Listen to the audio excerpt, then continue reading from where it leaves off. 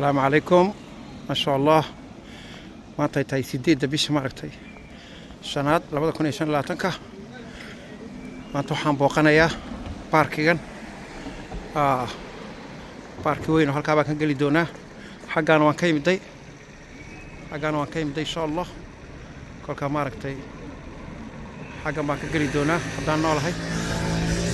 kolkaa magaciisa maaragtay dib baan inigu soo sheegi doonaa waa baarki weyn oo maaragtay dadka bini'aadanka ku raaxaysto waa aad u weyn kolkaa insha Allah taariikhiisa oo dhan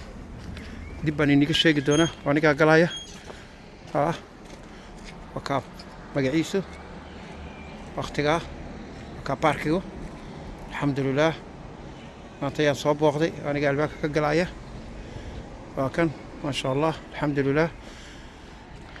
باخي soo booqday aad ka weyn wakaa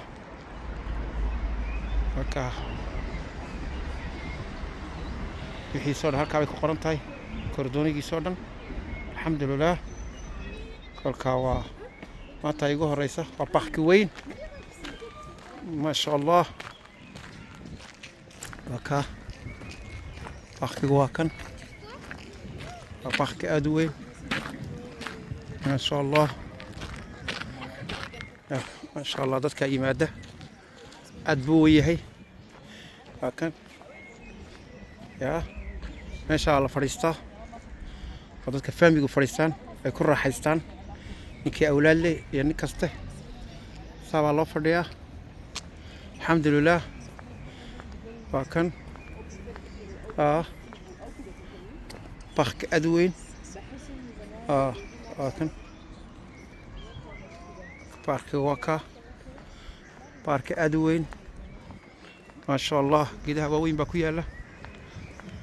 alxamdulilaah dhulkan dhul laga shaqeeyey oo dadka loo fikiray meesha ciyaaro waa ka meesha ciyaaraha ku yaala ee ciyaalka alxamdulilaah waa kan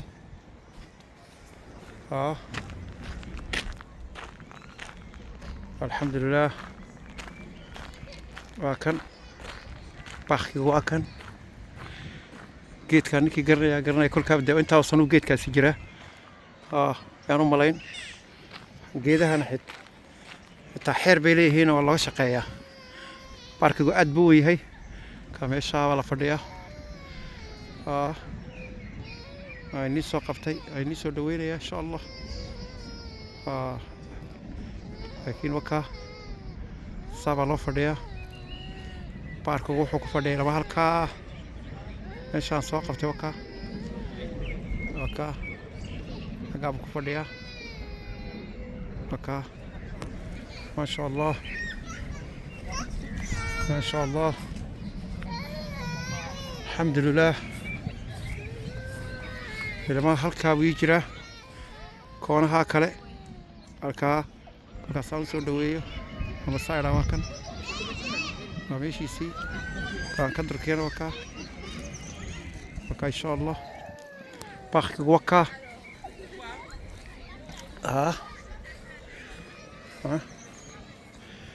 ما شاء الله waa kan geedka weyn waa geed aad weyn qurux badan ما شاء الله الحمد لله baarki aad weyn ما شاء الله waa baarki aad weyn weeyaan meel ciyaalka lagu ciyaarsuu leeyahay meel wax laga iibsuu leeyahay ما شاء الله ciyaaladu ku ciyaariyeen ما شاء الله waa kan meeshan buu leeyahay